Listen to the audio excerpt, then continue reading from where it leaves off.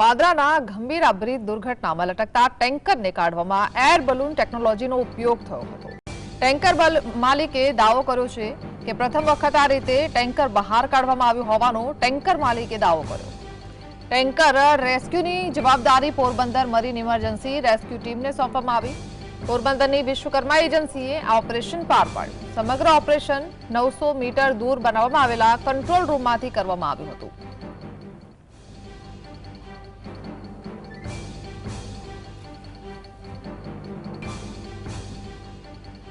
एक पण રૂપિયો ચાર્જ કર્યા સિવાય આ કામ કરવા માટેની પોતાની તૈયારી બતાવી। છેલ્લા 5-6 દિવસથી એમની 50 થી 60 જણોની ટીમ અહીંયા સતત રાત દિન કામ કરતી હતી। આખી પ્રિપેરેશન કર્યા પછી આજે આમ તો ટેસ્ટિંગનું નક્કી થયું હતું, પણ ટેસ્ટિંગની સાથે સાથે જ્યારે એમને લાગ્યું કે ભાઈ દરેક સેફટી એંગલથી પણ બધું બરાબર હતું અને કોઈ પણ સેફટી ઉપર કોમ્પ્રોમાઇઝ કર્યા સિવાય આ કાઢવું શક્ય લાગ્યું એમ તેઓને, તો તાત્કાલિક આ બહાર કાઢવામાં આવ્યું અને હવે ટ્રક માલિકને પણ તાત્કાલિક આ ટ્રક સોંપી દેવામાં આવશે। ખબર જ છે કે પાણી હતું, બ્રિજ વીક હતો, સો બ્રિજ બી આપણે ડેમેજ નથી કર્યો। બ્રિજ જેમ જે પોઝિશનમાં હતો એ જ પોઝિશનમાં છે, પ્લસ સ્ટ્રક્ચર થોડું વીક હતું, એટલે ચેલેન્જ એ હતી કે અમારે જે કાંઈ ઓપરેશન હતું એ 900 મીટર દૂરથી કરવાનું હતું, કારણ કે હ્યુમન સેફટી પહેલાં અમારું પ્રાયોરિટી છે ને એ જ અમે ફોલો કર્યું છે। તો સંવાદદાતા રૂપેશ જોડાયા છે। રૂપેશ, આખરે જે ટેન્કર ફસાયું હતું ને મહા મુસીબતે એર બલૂન દ્વારા તેને બહાર કાઢવાનો નિર્ણય લેવાયો।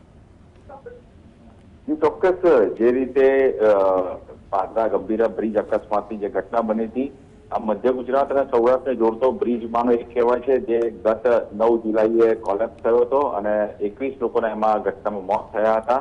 સૌથી મહત્વની વાત એ છે કે જે રીતે ટેન્કર ત્યાં આગળ લટકતું હતું એને કાઢવો પડકાર હતો। 27 દિવસ બાદ સફળતા મળી છે। પોરબંદરની જે મરીન વિશ્વકર્મા જે એજન્સી છે એના દ્વારા આ ઓપરેશન સફળ રીતે બહાર પડાયું। વાત એવી પણ છે કે નિઃશુલ્ક એમને આ અંગે કોઈ પણ ચાર્જ લીધો નથી અને નિઃશુલ્ક એમને આ ઓપરેશન બહાર પાડ્યું હતું। કેટલાક પડકારો પણ હતા અને આ પડકારો ઝીલીને આખું ઓપરેશન સફળ કરવામાં આવ્યું છે। બે બલૂન લગાવવામાં આવ્યા હતા। બલૂનમાં જે રીતે એર પ્રેશર આપવામાં આવ્યું, 900 મીટર દૂરથી એટલે ખાસ કંટ્રોલ રૂમ બનાવીને આખા ઓપરેશનને પાર પાડવામાં આવ્યું અને જે ઓપરેશનના જે હેડ છે જે ગજ્જર, તેમને પણ મીડિયા સાથે વાત કરીને કયા કયા પ્રકારના પડકારો હતા તેની પણ માહિતી આપી। એટલે જે રીતે એ કાંઈ ચોક્કસ કહી શકાય કે દાખલો બેસાડે આખા હિન્દુસ્તાનમાં એ પ્રકારની જે કામગીરી થઈ છે, જે ચોક્કસ કહી શકાય કે પ્રશંસનીય છે। જી આભાર।